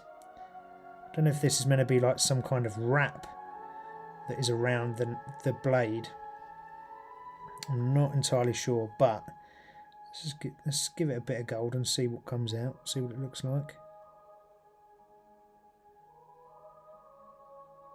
So Optimus is going to Brighton Comic Con for the cosplay. Sounds like Red Jasper's going for models, is it, Red Jasper? Are you going down there for models or books? Maybe you're going for books? Is that what you're going down for? Red Jasper saying, I think you can pay on the door. I'll pop down there for an hour or so. There you go, Adrian. See, Red Jasper's saying he is going to go and you can pay on the door. So that's not too bad, right? So, is it Saturday and Sunday? I've got my cousins visiting tomorrow, so I won't be able to do Saturday, but I will more than likely do Sunday, quite possibly. So if I see you down there, or if you see me down there, say hello. Oh, just like Squarish is popping in the chat now and saying howdy. Howdy all, Squarish, you are late. Yes, sir, you are very late, but you are here for the final 20 minutes, so that is good. Welcome, welcome, welcome. So the chat tonight, Squarish, is geek books. We're talking geeky books and what we're all reading. We kind of also just broached into the topic of Brighton Comic Con. Red Jasper was talking about Brighton Comic Con and how he will be going down there this weekend. I said I might go down there. If anyone else is down there and you see me, say hello. I won't be in the vest, I know, but I will be there, which will be cool. Well, I'll try to go down Sunday. I say I will be. I'll try to go down Sunday. I think this little lady's done, by the way. All the little details and the accents that I thought I should do have done. So she's pretty cool. Alright, stick her there. What do we have to do on this guy again? Oh yeah, so we just needed to square off this guy's eyes. Right, let's mix up the colour. Last week I couldn't find the colour. It was this one, Bugman's Glow. So I couldn't find the colour I was using for his skin tone. But I found it now, so what we can do is what we were doing a minute ago with the eyes on our female rogue. Just squaring them off. Oh, sugar, I've got the big brush. Let's go to a slightly smaller brush. Just for this, I only really use 2 brushes. I don't know about you guys. I use a medium layer brush for majority of things, and then I use this Artificer layer brush for like tiny little bits. But that is basically what I use every single time for painting. I very rarely stray away from these 2. There we go.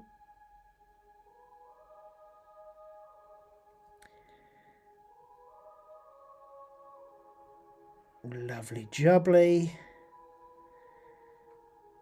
Just want to just tiny little bit up there. Can we get it? Yes.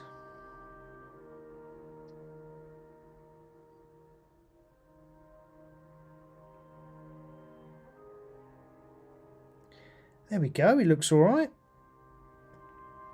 Nice. Okay. Happy with that. I don't know if you can see his eyes just about.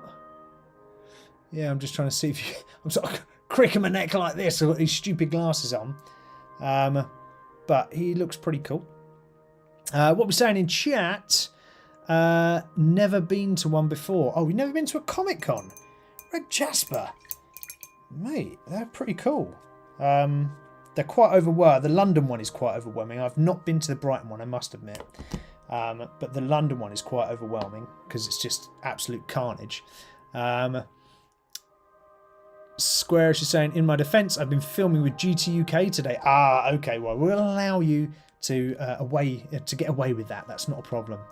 Hopefully all the filming went well for Game Therapy UK. Guys, if you've not heard of Game Therapy UK, I have talked about it in my stream before. They're a UK registered charity.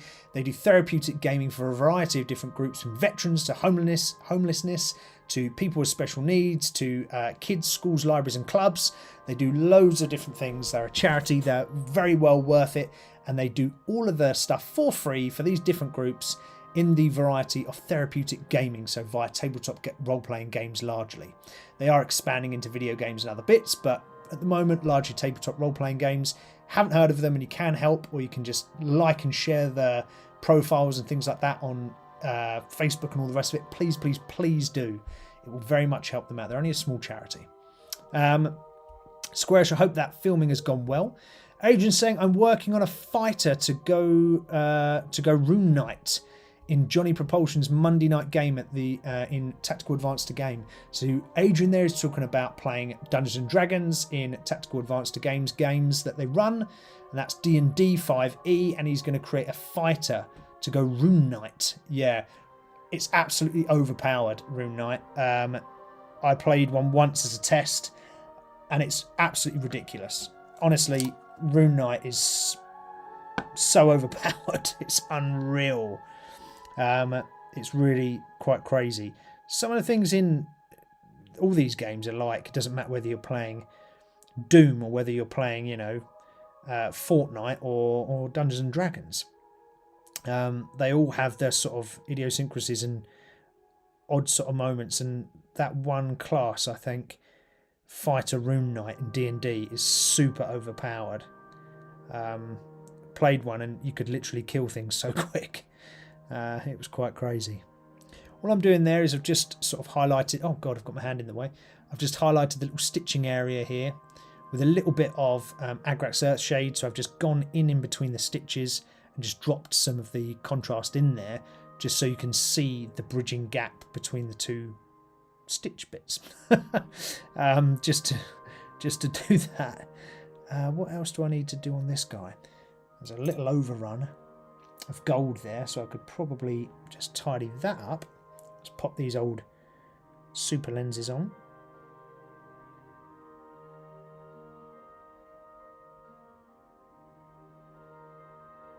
There we go. Just covered that overrun of gold. He's actually looking pretty good, you know. I don't think he needs anything else to him. I think he's pretty darn sweet. Okay, well that's good. So, who else we got left? We got our camps. We've got our three adventurers. I think are pretty much done. Let me know what you think on our three adventurers. Let's bring them into. The picture here. So here are our three adventurers. There we go. There we go. There we go. What do we think? Do we like them? Do we... There we go, bring them that way. Oh, God, I can't even hold them straight. Right, I'll tell you what, scrap that. I can't even hold them straight in the camera. Let's try going back down to here. Let's go this way round. Okay, so we've got our cleric. Look at that. Look how cool he is. What do we reckon of our cleric? There we go. Dwarf cleric. We've got our female rogue. You can't really see her eyes, actually. I might have to do them again. She's just got white eyes, but she doesn't. I can assure you she has got some pupils. Our female rogue. And we've got our... You can't see her pupils either. We have got our orc barbarian female as well. There she is. What do we reckon? All pretty good. And then, lastly, we've got this guy, which is our dodgy dealer. You can just about make out his eyes. It's quite hard. And the skin looks really pale here when it's not in real life. I think it's just the camera. He's got all his sort of wares that he's got on him. He's carrying all sort of jingly jangly stuff. He's got that big giant's finger that's on the top there. Oh, I should do that lamp, shouldn't I? Because that needs some flames in it, that little lamp. Got the little devil head on the back there. Need to tidy that up. That doesn't look too great. We've got the skull. We've got that sort of little inscription on the back. It's quite nice. Yeah, okay, cool. So let's go back and work on this guy, I think. I think that is what we should do. Let's just drop that there. Okie doke. So, last 15 minutes of the show, guys. Hopefully it's been a good one. Right, flames for this little part here. Okay. That's what we want to do. So we need some different colours. We don't want purple. We certainly don't want purple. We've got our white in there already, which is good. Let's just move these out of the way and get some oranges and reds in. Doesn't really matter what oranges and reds you use. Use any. And just to shake up a few paints. Just bear with me. Those half-orc tusks look too white. You think they look too white, but they're actually a yellow colour, Adrian. They look white in the camera.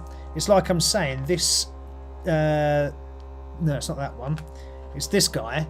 Oh, hang about. That guy's face, he looks really white, but actually it's not. When you look at it in real life, it's not. It's just the light. Again, her tusks are not white. They're actually a yellow colour. So just have to trust me on that. I think it's because I've got white light coming this way, and we've also got white light from this little ring thing going down. So trust me, man. It is...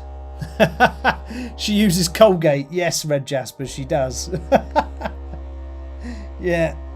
She's a well-kept orc, all right? She might be a barbarian by trade, but actually she's going for hygienist. Hygienist thingamabob. Right, we got yellow, we got orange, we got red.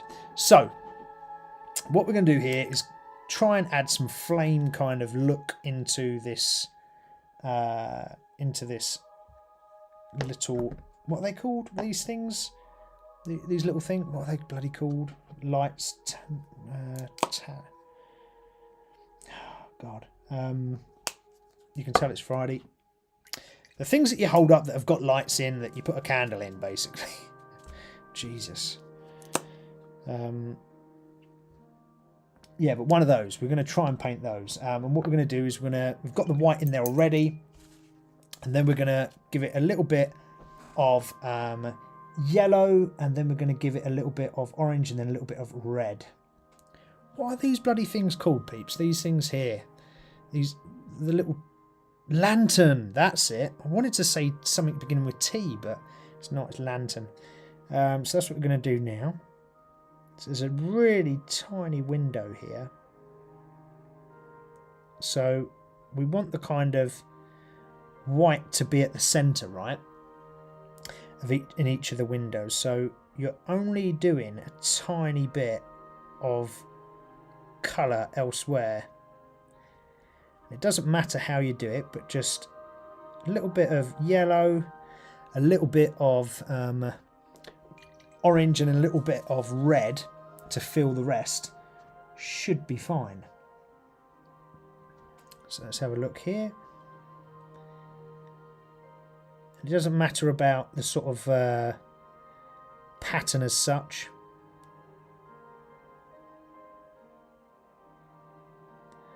Generally speaking, as long as you've got the three colours in there, it will look pretty good.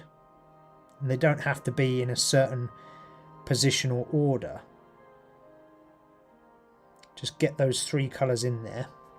Oh, just gone over the edge a little bit on one of the sides, but that's fine because we're going to tidy up the edge with that sort of brass colour. So, but always have the white as at the base.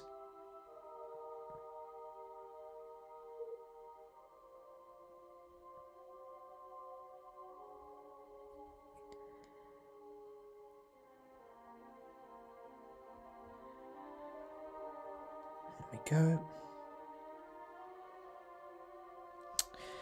What does that look like?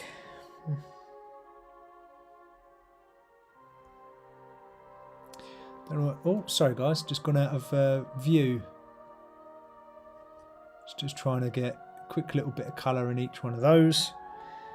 Yeah, I don't know about the bit at the top though, because we've got white right at the top, and I don't want white right at the top, so we're going to have to fill those with other colours as well. It's going to have to be the whole thing in there, I think. Just add a little bit more.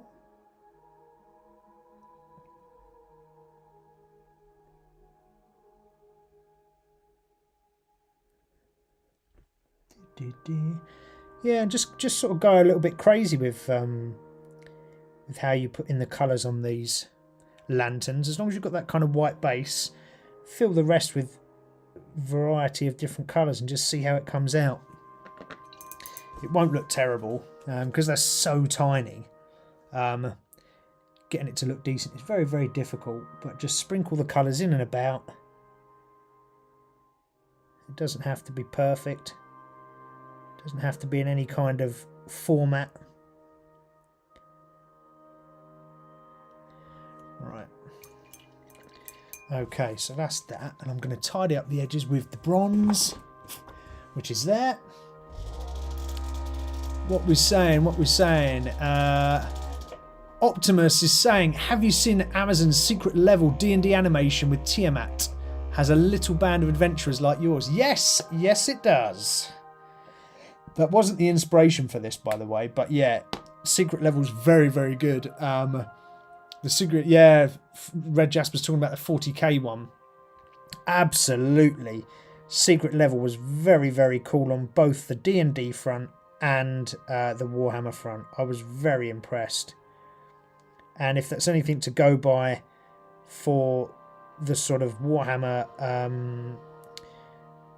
show that they're creating right now, that's going to be bloody brilliant. Now, if you haven't seen, if you like that kind of stuff actually for Warhammer, there is an existing video that's out there and it's called Hell's Reach. Hell's Reach is on YouTube, and it's a fan-made video film of the Black Templars on a planet called Hell's Reach being attacked by orcs, and it is absolutely brilliant for a fan-drawn bit of work. Wowzers. It was so good. It is so good. Quite regularly I go back and watch it again just because it's that good. But if you liked the Space Marine one, you'll definitely like Hell's Reach. So give that a bash. There you go. Oh, sorry. There's our little guy, and there's his little... I don't know, actually, if we swap to this one... Boop. That's the light again getting in the way. You can't quite see it. There is a little bit of flame in there. There you go. There he is. You can see his eyes as well if we get it just right. They are. So his flame is in there. What else did we want to do? I wanted to quickly look at this face, actually. This demon face on the back. See if we can tidy that up. Yeah, secret level was very cool. Hopefully they're going to do more of that. I'm not sure. Has anyone heard anything about secret level doing more? I was really hoping they were going to do more. I know the sort of Warhammer saga with Henry Cavill's still ongoing. Whether or not they've confirmed they're going to do that. Oh, got low battery. Let's plug in. Oh no, it's turned off. Ah, no. Don't worry, we'll be back. Come on. Turn back on, baby. Turn back on. Ha ha! There we go. You see my big fat beer gut? Not that I drink beer at all. Right. Okay. There we go. I just wanted to... It's not thin enough.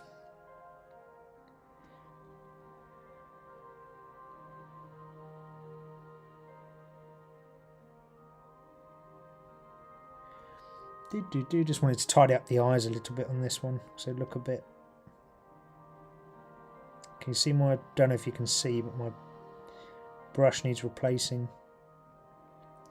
It's kind of splitting a little bit, which is annoying me ever so much. But he looks all right. It's a bit better now. I've just smoothed out the eyes a bit.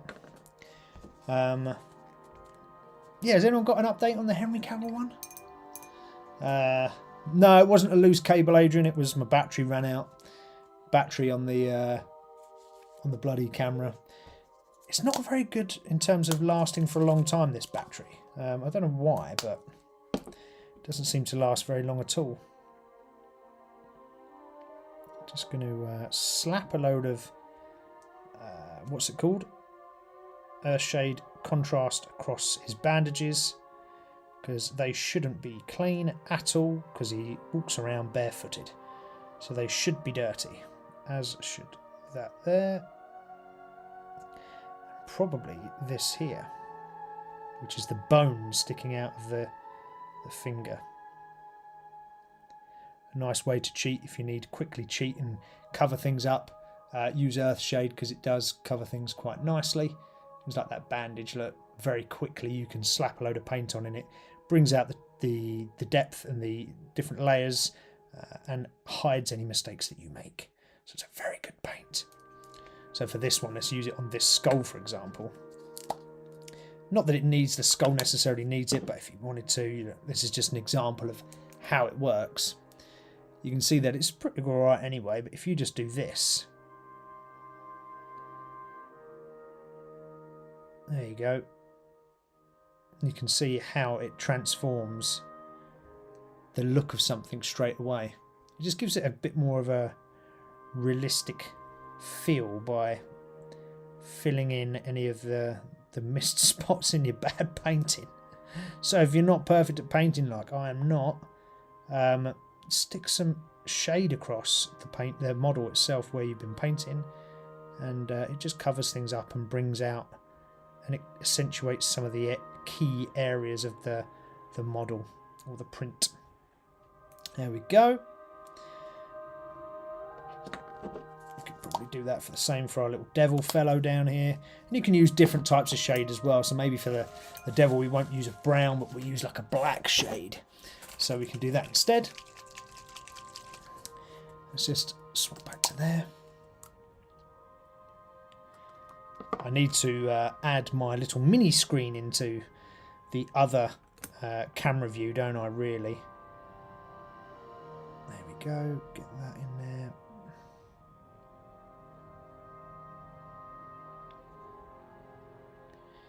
There we are. Lovely jubbly. There we go. Alright, cool. Well, I'm pretty happy with how these have turned out. Our little adventuring band. So, you know, we've got the cellar here. We've got our orc. We've got our dwarf. There we go. And we've got our lady rogue. I'm chuffed with how all these have sort of come out. They're all pretty good. They're looking quite nice. We have also done our scenery section as well. So if I go back to this page, take off my geek glasses, go back to our diorama where they're all going to go. So we've got the little fence that's just gone up. It has got some supports in there at the moment, bear with. We've got some dust and track crap and stones, big stones and small stones that are going through the entirety of the track there. But it has got PVA on it, so it is drying. So that will be ready. That'll be ready tomorrow. We have also got a little bug on there as well, just up here. But it's all looking quite good, and we can start to put this together. Now, before we finish up, has anyone got any more suggestions for this of what we should put in? We are going to put the models into this area, but is there anything else that someone would want to see? Like, I don't know, should this up here, for example, be a little shack? We can make a little shack out of those sticks, right? Easy enough done. We can just put them all in and make a little shack. Should we do a shack? Should that be what that is there? There is a little cutout there. So maybe we should put a shack there? What do you reckon? Yes or no in the chat. Let me know. Should we put a shack into our little diorama? I want to know what you think, people. Tell me. Whilst I swig from my Dungeons and Dragons mug, which is bigger than my head.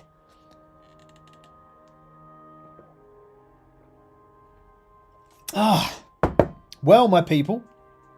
We have come to the end of another stream. The 34th stream, I think. 33rd. 33rd? 34th. One of the two. We got quite a way through. Crikey, we're closer to doing this for a year than what we are doing it for a week. So that's quite nice because we're over the halfway mark. Very, very cool. Red Jasper's saying go for it with the thought of putting in a little hut onto the diorama. Okay, cool. I shall indeed. Seeing as you've asked for it, Red Jasper, I shall do it. A mimic outhouse. Ooh. Do you know what? I actually think I've got a mimic outhouse model somewhere. A 3D printed mimic outhouse model. Right, okay, so on here then we're going to have a little hut, right? We're going to put a little hut on here. And we're going to put the mimic outhouse on here as well. Right, okay. Deal done. Okay, we've had 2 suggestions. It's going to happen. Has anyone deciphered your tattoo runes yet? Nope, I don't think anyone has. So there you go. There's my tattoo runes. There you go. If you think you know what it is, DM me, let me know, or email me at Minis-N-Muscles@gmail.com. And I'll tell you if you're right. Person that can get it right, I'll send you a free mini. Okay, there you go. But anyway, it has been joyous speaking to you, as it is every week, people. I appreciate every single one of you for tuning in, for commenting, to having a good old chat along the way. It's absolutely mega to speak to you on a Friday and to continue building our little community that we've got here. So thank you, thank you, thank you. Hopefully, the in between my ramblings and my bullshit, you managed to find some little tips and tricks, whether that is stealing coffee stirrers from the coffee shop to put in your models or whatever it is. then hopefully it helps. Make sure you subscribe to the channel. Make sure you turn on your notifications so you know when we're doing stuff here, and share with everybody. We're at 109 or 110 subscribers. Come on, let's make more subscribers. Let's get more people in. Let's have a load of awesome chat every week. Please do comment on the video as well once it goes posted, and then also like the video because it does help for the old algorithms and helps out the channel. But I appreciate every single one of you. Thank you very much. As always, Red Jasper, you're waving goodbye. See you later, sir. A mimic dunny. Yes, Adrian, we're going to put a mimic dunny into the diorama. We'll paint that up next week because our little band of heroes is done. The sort of protagonist, the dealer's done. It's now about finishing that diorama set. All right. Anyway, people, have a wicked weekend. Enjoy Brighton Comic Con if you're going down to there. If you do see me there, and I am there on the Sunday, say hello. I will see you all next week. Have a wonderful World of Geek. We will speak to you soon. Take it easy. Ta-ra. Bye-bye. Minis and muscles with heroes rise. From tiny worlds to mighty skies. Rushing air with power we fight. Strength that breaks you. Light in the night. Where the brawn meets the brawn. The story told. In this love imagination mode. With every stroke. Adventures unfold. Minis and muscles. Heart and soul.